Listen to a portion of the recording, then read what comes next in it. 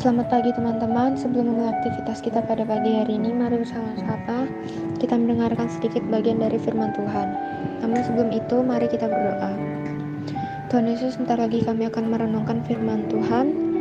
Tuhan berkati kami agar kami dapat mengerti isi dari firman-Mu ini. Dalam nama-Mu kami sudah berdoa. Amin. Pembacaan Alkitab kita terambil dari kitab Roma pasal 6 ayat 15-23. Saya akan membacakan ayat ke-16.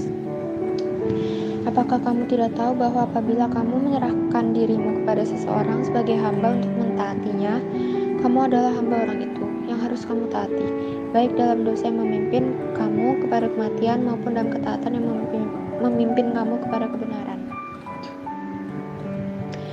Judul renungan kita, hamba Kristus atau hamba dosa. Dalam sistem perbudakan yang diatur dalam hukum Taurat, seorang budak Ibrani yang menjadi budak karena berhutang sehingga menjual diri, ia akan mendapatkan kemerdekaannya kembali setelah masa 7 tahun. Bila ia sudah merdeka, maka ia bebas untuk pergi kemanapun. Namun ada pilihan lain. Kalau budak itu berkata, "Aku mencintai majikanku dan aku mau tetap di rumah majikanku untuk mengabdi seumur hidupku," maka secara tradisi, majikan itu akan menindik telinga budak tersebut. Jadilah si budak itu menjadi budak majikan itu seumur hidupnya. Kalau yang pertama, ia menjadi budak karena terpaksa, maka yang kedua, ia menjadi budak sebagai pilihan hidupnya. Gen M, waktu kita masih hidup di luar Kristus, kita adalah budak dosa. Kita tidak mampu hidup berkenan kepada Tuhan, karena orientasi hidup kita adalah diri sendiri, dan kita ada di bawah kendali dosa.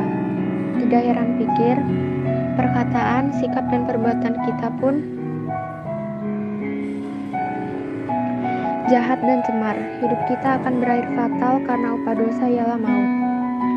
Puji syukur kepada Tuhan karena Dia begitu mengasihi kita. Kristus telah mati menggantikannya hukuman dosa kita dan telah membebaskan kita dari penghambaan dosa, yaitu ketika kita percaya dan menerima Tuhan Yesus. Kita sebagai orang-orang yang telah dimerdekakan dari belenggu perbudakan dosa.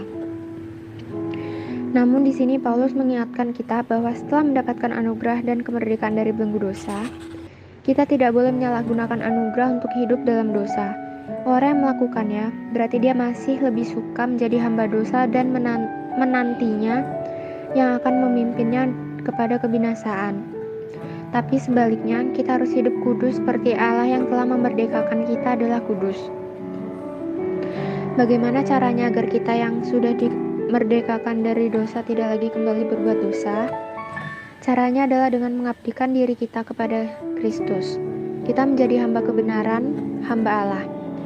Paulus menasihati kita seperti ini karena ia tahu kelemahan kita. Kita tidak bisa hidup mengendalikan diri sendiri, perlu kendali dari Allah sendiri.